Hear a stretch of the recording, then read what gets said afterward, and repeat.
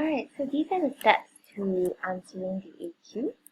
Okay, first of all, as I already mentioned, okay, you need to do a very proper and thorough question analysis.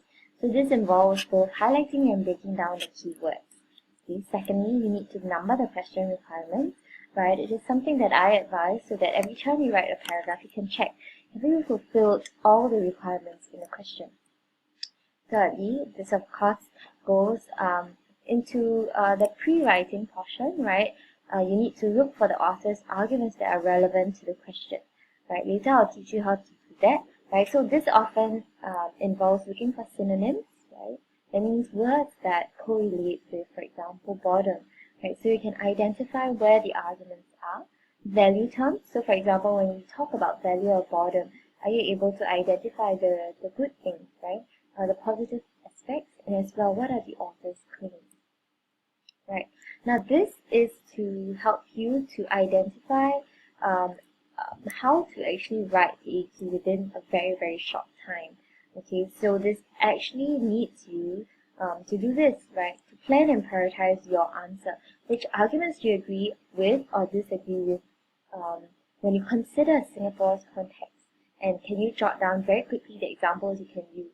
Right, this is to ensure that once you start writing, you do not have a writer's block, right? And therefore, you can write very quickly. And of course, the last one is to write. Now, so let me go through the question analysis with you for the mid-year examination question paper. So this is the question that you all tackled. In this article, Basman makes a case for the view that boredom is something to be valued. How convincing do you find her arguments for this claim? And justify your response with reference to your own society. Now, I want you to mark out on your own paper what are the keywords in the question and what do you think are the requirements. I'll give you about 5 minutes to do that. Okay, I hope that you were actually able to do it within the given time. Okay, so now if I look through, right, and go through with you, I hope that you will see that these were the 7 things I hope that you managed to pick up. Okay, so the first one is actually what the author argues, right? Here it says, boredom is something to be valued. Now this is her main argument and she backs it up with smaller claims, right? And here, as you underline and highlight it, were you able to also think about what the author defines boredom to be? And where can you find the argument that it is to be valued, right? So that's the very first thing that you needed to pick up. Secondly, convincing. Now, it's often quite difficult to explain, right, what convincing means, right? How do you show that it is convincing or not? And how do you show that it has a balanced view, right? So this actually requires you to do two things, right? Are you able to pick out the assumptions that the author makes, right? And have you been able to show that that it can be applied to Singapore's context? Alright, and the last one here, justify your response with reference to your own society. Now, some of you will ask, how do I show that it is relevant to my society? Okay, sorry about that.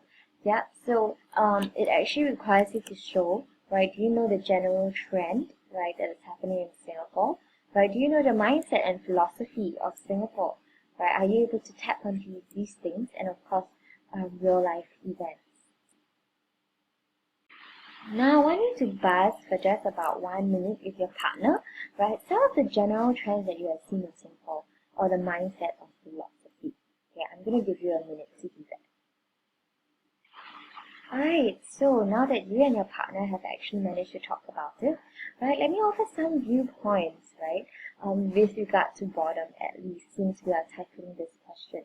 Now, were you able to bring up the point that perhaps the general trend of today's youth is that they definitely cannot be bored, right? Every time that they are given time alone, right, or even on the MRT, on the buses, right, you often see the youth of today and even actually the elderly in Singapore actually on their phones constantly. Perhaps they're scrolling through Instagram, right, Snapchatting everything, updating everyone about where they are at. Okay, so this can actually be a sign that yes, the youth of today and Singaporeans are actually very uncomfortable to be bored. Okay, what about the mindset and philosophy? right? If we think about the general mindset of Singapore, it's actually about this. We actually revolve around this whole philosophy, or mindset rather, of pragmatism, right? What does pragmatism mean? It means that whatever we do, right, it often has to have a practical value, right? So perhaps in relation to boredom, right, being bored or having time to be bored is not actually very pragmatic. There's no productive um, area, right, that no productive thing that actually comes out from it. Therefore, even for things like creativity, creating things, um, perhaps we often use it and see that to be creative, we need to often engage in particular activities, but not so much to actually have the time to be alone and um, to think about things. Right? So these are actually the things that you can bring up. In your other AQs, right, you can actually think more about um, other mindsets, other general trends, right? Other things that you can bring up would be things like meritocracy, right? The way that Singapore is run, right? The governance, right? And things like that, right? That will come up in other application questions if it is relevant to the author's argument. Alright, so we're now moving back to the steps, and it is to number the question requirements. So very easy, we have already picked them out, right? The first requirement is we have to address the arguments, okay? Like, where is the author's argument that boredom is something to be valued, right? Second requirement, constantly addressing it in your paragraphs, right? Is it convincing? And lastly, right, how applicable is it to your society? Okay, third one. Now, this is the important one that most of you struggle with, looking for the author's arguments relevant to the question. Okay, how do you find this? Now, I hope that this will ring a bell, right, from your previous lessons, right back to term 1, where we talked about arguments, right? And arguments can be found in the claims plus reason. Okay, claims meaning that something that is not factual, right? Okay, and the reasons that we give. So that's where you can actually find the author's arguments. Now, right now, I'm going to give you just 7 minutes, right, to do this work on your own and then discuss it with your partner. Okay, certain clues that you can look for is repetition of the word boredom or something that is a synonym of it, right, and look for what in boredom is positively described. Okay, so get working and I'll see you in a bit. Alright, I hope you were actually able to find the majority of the arguments, right? And that you have referred back perhaps to your own arguments that you made and picked up in your mid-year exam question, or rather answers. Okay, and that you have highlighted the clues. Now, I'm going to run through with you the arguments that we as a team, right, actually picked up. Team meaning myself and the other G1 teachers. Okay? Now, the first argument can actually be found in paragraph 3. From these 3 quotes, okay? Firstly, without boredom, we are missing out something important. Okay. Secondly, boredom is the powers that made them into creative thinkers in the first place. And lastly, being bored lets us stand back from life, reflect, and observe it. If you have not picked it out, please start highlighting, okay? And as you can see, actually, these are the things you already picked out in your summary.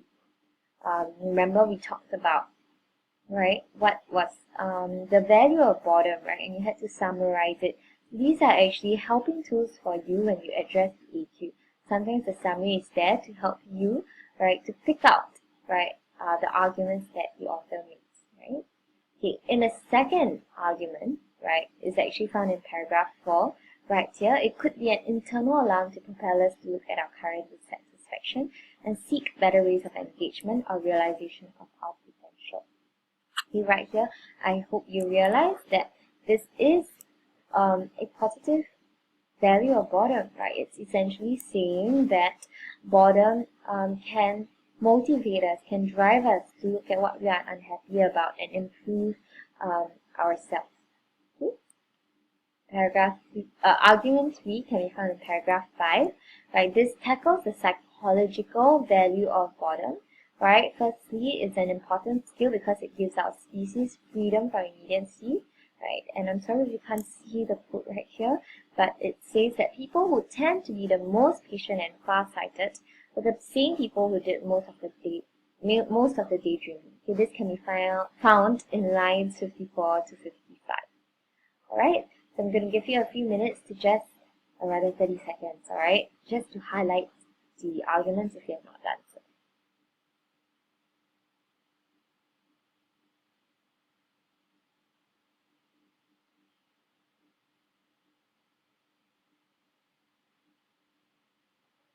Alright, let's move on.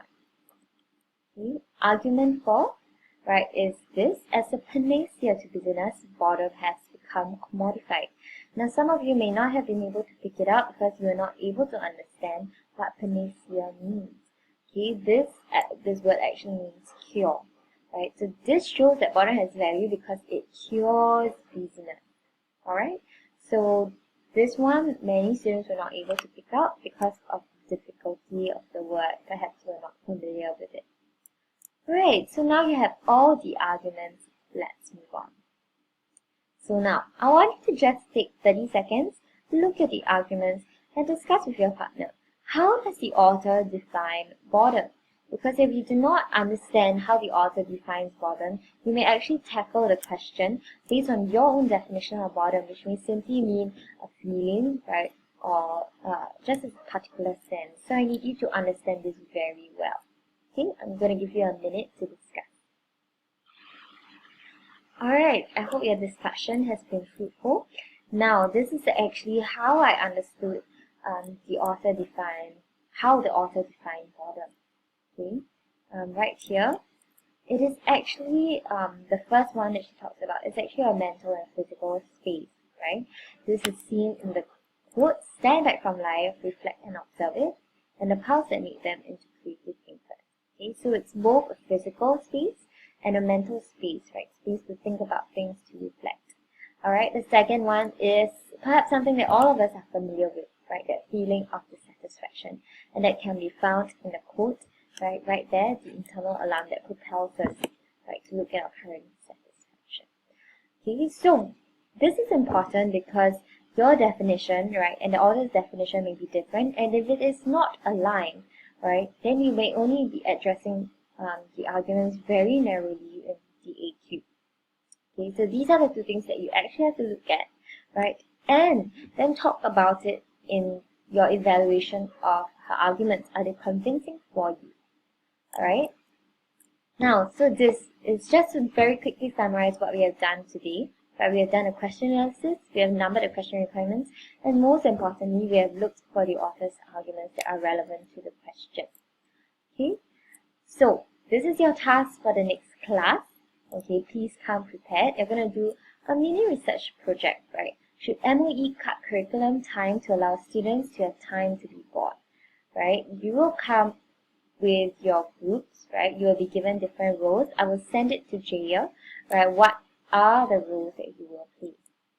These are the different roles: artists, youth of today, school teachers, parents, and the Singapore government. I want you to do some research, right, on these groups of people and see what they will say, right, using the author's arguments, right. Okay, I want you to do some research and bring in some real-life examples as you prepare a speech. You'll be given some time to prepare your speech in class, about 10 to 15 minutes, okay, and then we will go into this. So this is to help you to take particular perspective, right, and to see how you can weave them into the AQ. Alright, now these are your instructions. So you have to pick one of the author's arguments and evaluate if it is convincing based on your role in the expert panel. Support your argument with examples from Singapore, and ensure that your argument is able to persuade the rest at the MOE conference. Okay, so I hope that you'll have fun doing this, right, and I'll see you for the next class. Can you just quickly jot down in your own GP journals, right, fill in the L, right? Just summarize very quickly 3 things that you have learned from today's lesson. I know the KWL worksheets are with me, and I'm really sorry that it's not back with you, okay, but just fill in very quickly so you can summarize your learning. Okay, thank you, and I hope you have a good Monday. See you at the next class. Probably it's going to be a video again. I will actually come back on Thursday and Friday. Okay, see you.